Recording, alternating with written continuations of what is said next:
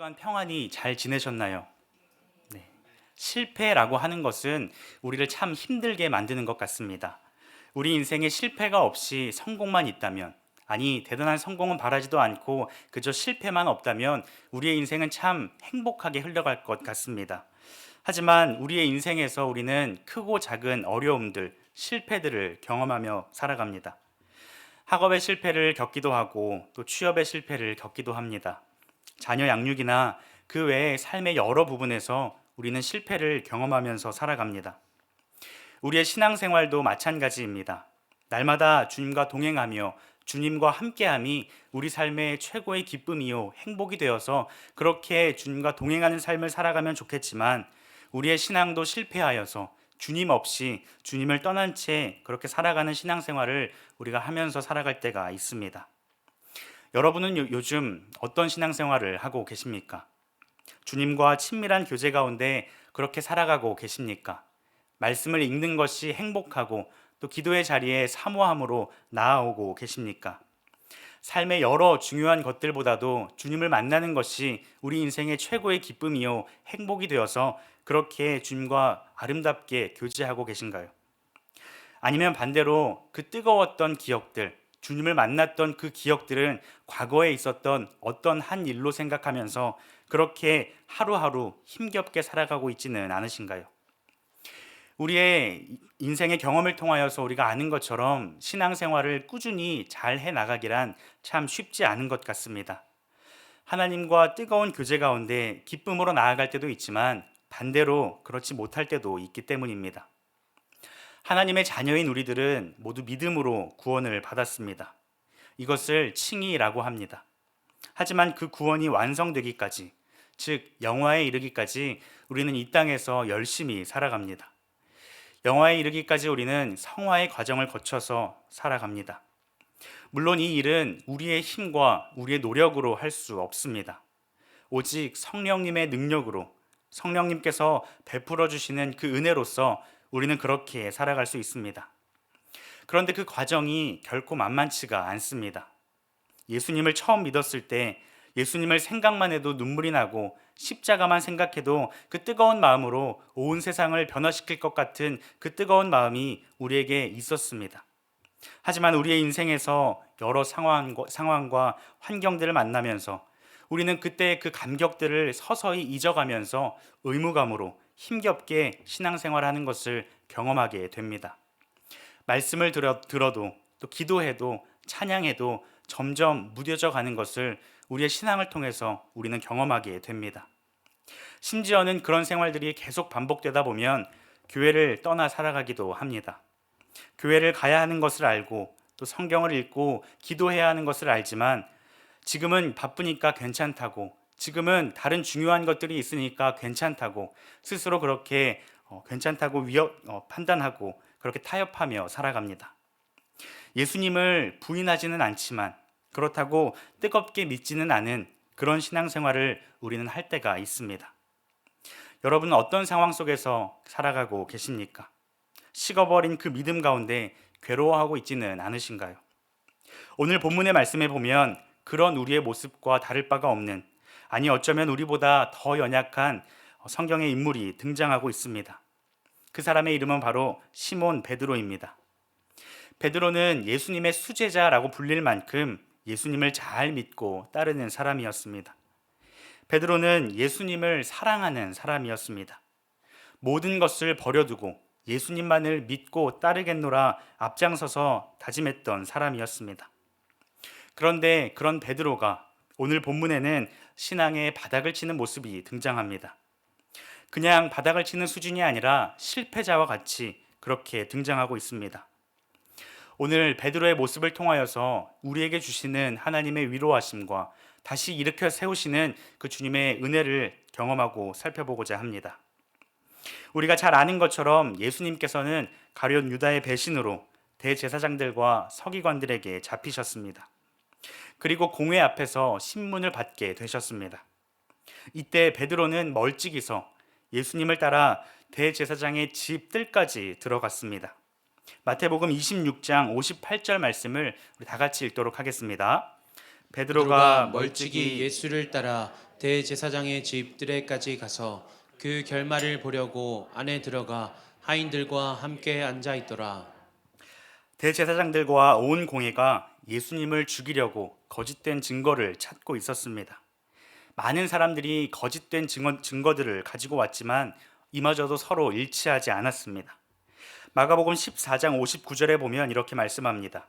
그 증언도 서로 일치하지 않더라. 사람들의 온갖 모욕적인 말로 예수님을 대적하였지만 예수님께서는 그 어떤 상황에서도 그저 묵묵히 침묵하고 계셨습니다. 대제사장의 선동으로 인하여서 일방적인 사형 선고를 받으시고는 이제 본격적으로 고난과 핍박을 당하시기 시작하셨습니다. 그때부터 사람들이 예수님의 얼굴에 침을 뱉고 주먹과 손바닥으로 예수님을 때리기 시작하였습니다. 철저하게 예수님을 무시하고 모욕하기 시작한 것이죠. 베드로는 멀찍이서 그런 예수님의 모습을 지켜보았습니다. 예수님의 수제자였고 누구보다 예수님을 사랑한다라고 말했던 그 베드로가 목숨 걸고 달려나가서 예수님이 그런 분이 아니시라고 해명하고 말리고 소리쳐야 할 것 같지만 베드로는 전혀 그렇게 행동하지 않았습니다. 오히려 다른 사람들에게 자신의 정체가 들킬까 봐 멀리 서서 그저 전전긍긍할 뿐이었습니다. 그래서 대제사장의 집 바깥들에 몰래 앉아 있었던 것입니다. 그때 한 여종이 베드로에게 다가옵니다. 그리고는 베드로를 보고 소리쳤습니다. 69절 말씀에 보면 베드로가 바깥들에 앉았더니 한 여종이 나와 이르되 너도 갈릴리 사람 예수와 함께 있었도다 하거늘 이라고 말씀하고 있습니다. 이 여종이 말한 갈릴리 사람이라고 하는 표현은 예루살렘 출신들이 만들어낸 경멸적인 표현입니다. 깔보는 표현이고 무시하는 표현이었습니다. 이 말을 들은 베드로는 순간 놀라서 모든 사람 앞에서 이 말을 부인하였습니다.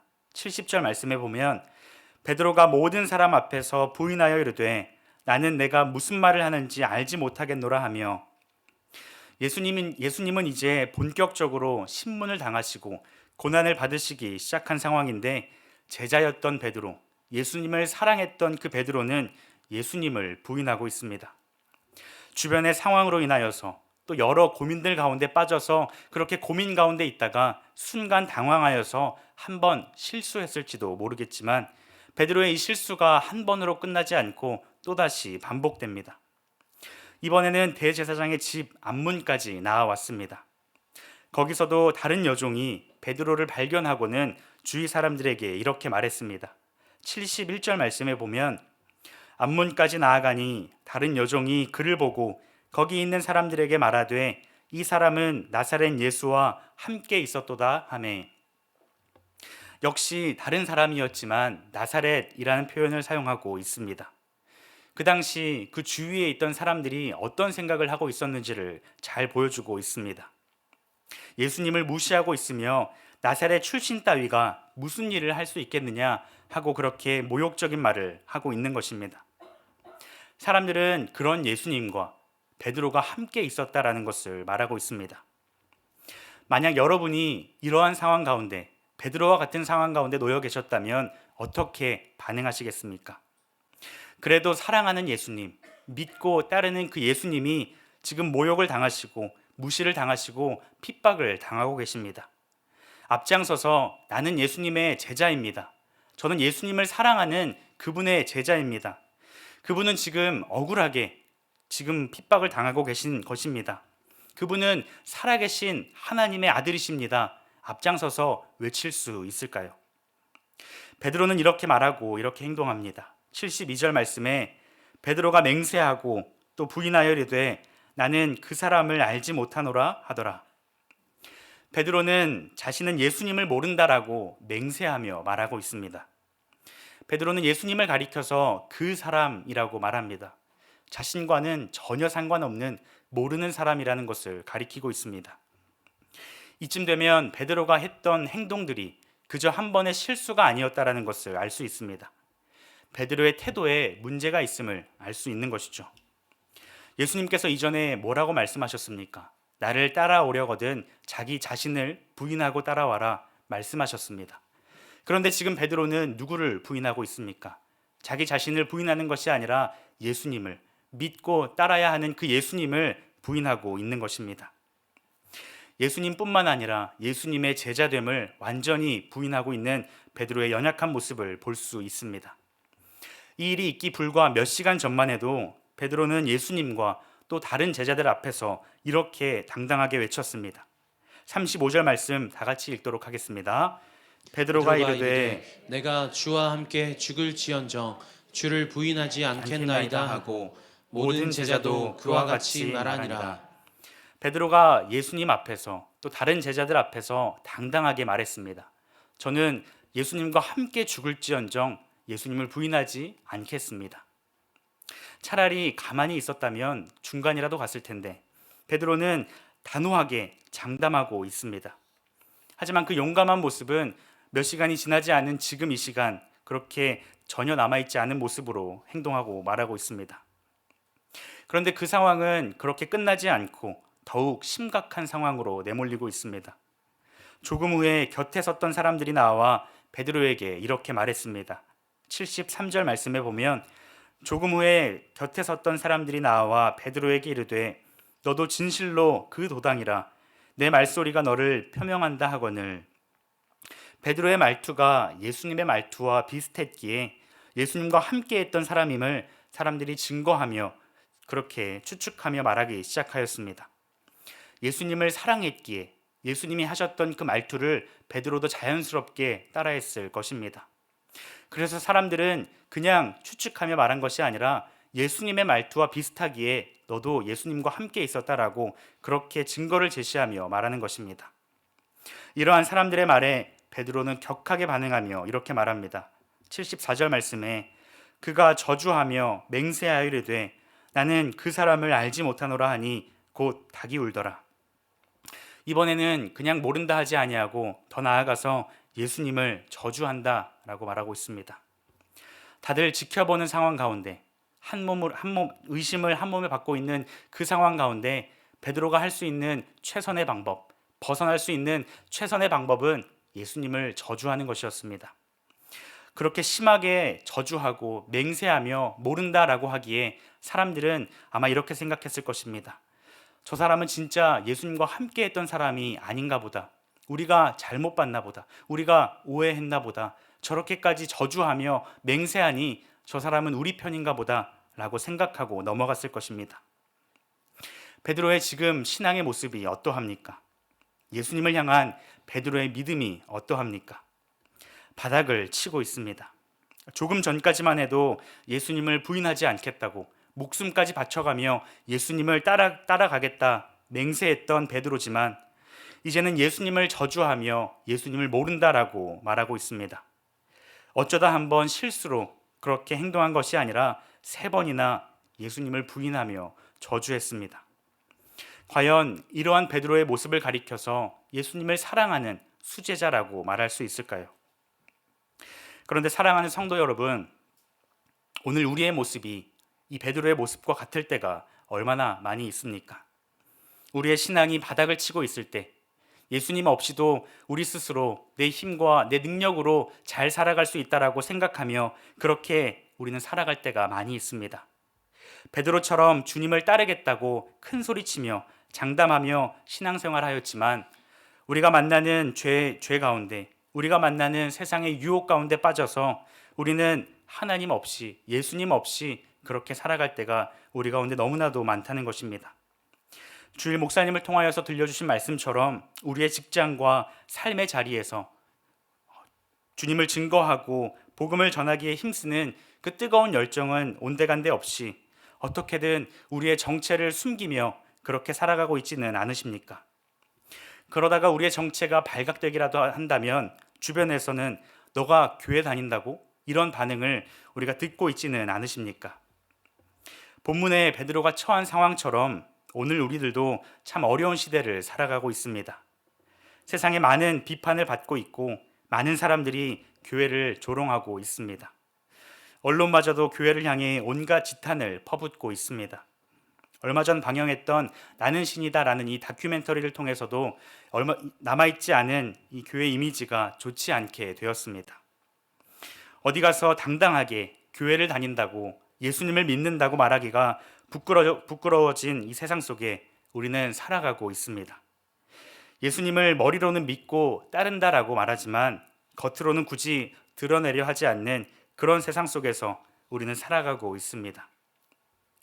본문을 보면 베드로의 주변에도 예수님을 조롱하며 또 그분의 가르침까지 왜곡하고 있습니다. 예수님께서 자신을 스스로 하나님의 아들이라고 말씀하셨음에도 불구하고 오히려 신성모독한다라고 사형 선고를 하였습니다. 베드로만 그렇게 예수님 앞에서 부끄러운 모습이었을까요? 다른 제자들은 어떠했을까요? 제자들은 예수님이 잡혀가시자마자 뿔뿔이 흩어지게 되었습니다. 그나마 베드로가 예수님을 끝까지 보고자 따라 나선 것입니다. 우리도 베드로처럼 그렇게 주변의 상황에 따라서 예수님을 맹세하며 부인했을지도 모릅니다. 아니 어쩌면 다른 제자들처럼 예수님이 잡혀가시자마자 겁에 질려서 그렇게 뿔뿔이 흩어졌을지도 모르겠습니다. 하지만 베드로는 어떠합니까?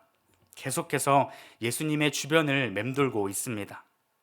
예수님을 부인한 것이 죄송해서 다시 한번 용기 내어 따라가 보지만 주변의 상황에 무너지고 그렇게 무너지기를 3번 반복한 것입니다. 베드로는 괴로운 마음에 예수님을 계속해서 따라 나섰습니다. 예수님을 부인했을 때 베드로의 마음을 한번 생각해 봅시다. 처음에는 본인도 놀랐을 것이고, 2번째에는 죄송한 마음이 있었을 것이고, 3번째는 절망적이었을 것입니다. 이런 베드로의 마음은 참으로 고통스러웠을 것입니다. 주님을 따르고 싶어도 더 이상 따라가지 못하는 세상 앞에서, 만나는 사람들 앞에서, 자신의 목숨 앞에서 철저하게 무너지는 연약한 자신의 모습을 발견하고는 죽고 싶을 만큼 괴로웠을 것입니다. 그리고 그때 주님과 함께했던 수많은 생각들이 머릿속을 스쳐 지나갔을 것입니다. 물에 빠져서 죽어갈 때에 물 위를 걸어오셔서 건져주신 것들, 예수님과 함께하며 듣고 보고 배웠던 것들, 예수님께서 보여주신 기적들과 또 수많은 말씀들, 예수님께서 칭찬을 아끼지 아니하시고 또 격려해 주셨던 것들, 이러한 모습들이 베드로의 머릿속에 스쳐 지나갔을 것입니다. 이러한 절망적인 상황 가운데 닭이 울기 시작합니다. 그 순간 베드로는 예수님과 눈이 마주쳤습니다. 누가복음 22장 61절 말씀 다 같이 읽도록 하겠습니다. 주께서 돌이켜 베드로를 보시니 베드로가 주의 말씀 곧 오늘 닭 울기 전에 내가 3번 나를 부인하리라 하심이 생각나서. 예수님과 눈이 마주친 베드로는 수많은 생각들을 하였을 것입니다. 슬프기도 하고 또 창피하기도 하고 괴롭기도 하였을 것입니다. 하지만 베드로를 바라보시는 그 예수님의 마음은 어떠하셨을까요? 내가 경고했던 대로, 내가 너에게 그렇게 예고했던 대로 너가 나를 배신할 줄 알았다. 감히 너가 어떻게 나를 배신할 수 있니? 너가 그러고도 내 수제자라고 할 수 있겠니? 이러한 마음이셨을까요? 본문에 구체적인 예수님의 마음이 기록되어 있지는 않지만 아마도 예수님은 베드로를 걱정하시며 바라보셨을 것입니다. 75절 말씀에 보면 이에 베드로가 예수의 말씀에 닭 울기 전에 내가 3번 나를 부인하리라 하심이 생각나서 밖에 나가서 심히 통곡하니라. 이전에 예수님께서 베드로에게 그 말씀을 하신 것은 예수님을 부인하지 않겠다고 큰 소리치던 그 베드로가 예수님을 부인하고는 어떻게 될지를 예수님께서 아시고 하신 말씀이십니다. 베드로에게 무섭게 경고하신 것이 아니라 베드로의 상태가 염려되어서 기도하며 깨어 있으라는 은혜의 말씀으로서 베드로에게 친히 말씀하신 것입니다. 베드로가 그렇게 할 줄 아셨으면서도 베드로를 너무나도 사랑하셨기에 예수님께서 미리 말씀해 주신 것입니다. 그렇기에 베드로는 밖에 나가 심히 통곡하고 있는 것입니다. 주님이 자신을 너무도 사랑하셔서 기도하며 들려주신 이야기라는 그 사실을 베드로는 예수님과 눈이 마주친 순간 깨달았을 것입니다. 베드로는 통곡하며 속으로 이렇게 기도했을 것입니다. 주님, 왜 저를 이렇게까지 사랑하세요? 저는 이렇게 주님의 제자로 불리기 어려운 죄인입니다. 주님도 보셨잖아요. 주님도 들으셨잖아요. 제가 예수님을 모른다라고 하였고 저주하였습니다. 저는 예수님 앞에서 부끄러운 죄인입니다.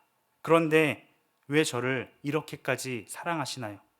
아마 이렇게 생각하며 심히 통곡했을 것입니다. 사랑하는 성도 여러분, 신앙의 모습은 있지만 여러 선택의 상황 앞에서 주님의 말씀을 외면하고 있는 우리의 모습을 발견합니다. 주님이 아닌 세상을 바라보고 주님의 뜻이 아닌 내 뜻과 내 생각대로 그렇게 살아가는 우리의 모습을 발견합니다.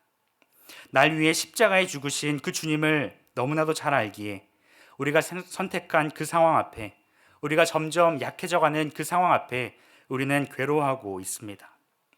주님께서 하신 일들, 주님께서 베푸신 그 은혜를 알고 주님이 달리신 십자가를 알기에 세상 속에 타협하는 우리의 모습에 우리는 괴로워할 때가 있다는 것이죠.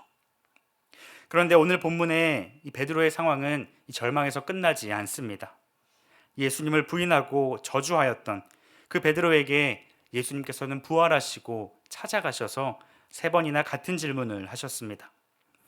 요한복음 21장 또 15절에서 17절까지의 말씀에는 내가 나를 사랑하느냐 라고 예수님께서 베드로에게 찾아오셔서 그렇게 질문하셨습니다.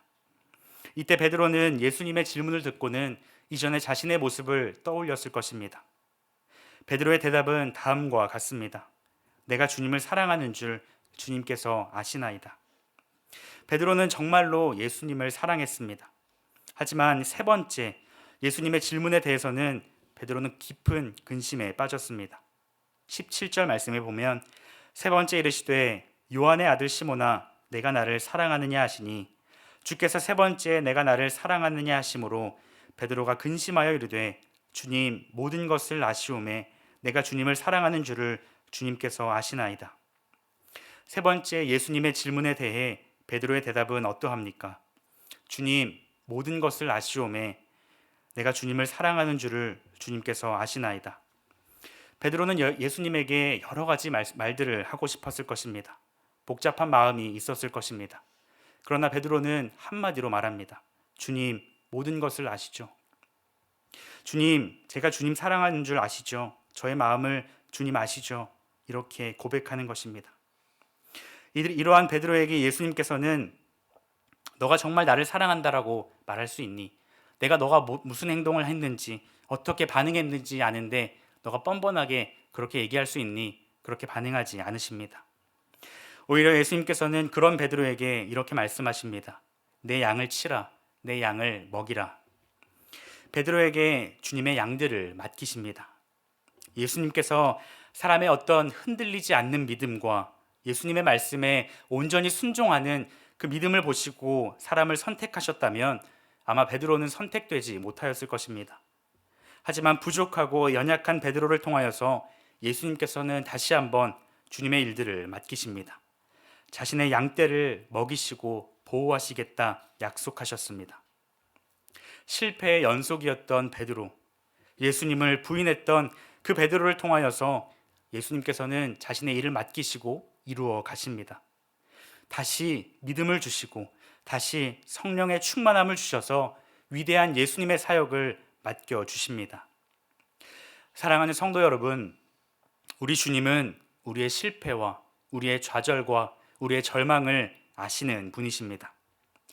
우리보다 우리를 잘 아시는 주님께서는 우리의 흔들리는 그 믿음을 누구보다 잘 아십니다. 하지만 주님께서 우리를 놓지 아니하시고 우리를 붙들고 계시기에 우리를 향한 주님의 사랑이 멈추지 않기에 우리는 다시 믿음으로 일어설 수 있고 주님께로 돌이킬 수 있습니다. 우리 마음속 깊은 곳에서 말씀하시는 주님의 음성이 다시금 십자가 앞으로 우리를 인도하실 것입니다. 이제 우리는 예수님께서 부르시는 그 자리 가운데로 다시 나아갈 수 있어야 합니다. 주님은 우리가 실패할 것을 알고 계십니다. 하지만 우리에게 믿음을 더하여 주시고 이전보다 더욱 강건하게 성장하도록 우리를 붙들어 주십니다. 그리고는 더 나아가 주님의 일들을 우리에게 맡겨주십니다. 주님 안에서 두려워하지 마시기를 바랍니다. 베드로를 향하여서 사랑의 눈빛을 보내주신 것처럼 우리를 향한 주님의 사랑의 시선은 계속 될 것입니다. 우리가 실패하고 좌절한 그 자리에서 우리보다 더 마음 아파하시며 누구보다 우리를 위해 친히 기도해 주실 것입니다. 그 주님 앞에 다시 나아갈 수 있는 우리 모두가 되기를 소망합니다. 우리를 너무나도 사랑하시는 그 주님께서 우리에게 힘과 용기를 더하셔서 이 땅에서 예수님의 제자로, 예수님의 자녀로 살아갈 수 있는 그 믿음을 더하시는 줄 믿습니다. 그리하여서 이전보다 더욱 강건한 믿음으로 주님을 더욱 사랑하며 나아가는 우리 모두가 되기를 주님의 이름으로 축복합니다.